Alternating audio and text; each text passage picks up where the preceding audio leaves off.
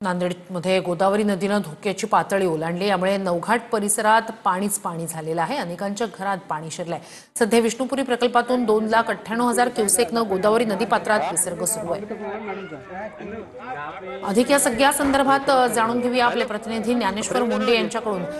ज्ञानेश्वर, याआधी सुद्धा गोदावरीतला जो मोठ्या प्रमाणात विसर्ग होता त्यामुळे नांदेडचे अनेक परिसरांना फटका बसलेला होता। आता ही दृश्य नवघाटची, आत्ताची नेमकी पावसाची स्थिती काय आणि रेस्क्यू ऑपरेशनची काय अपडेट्स?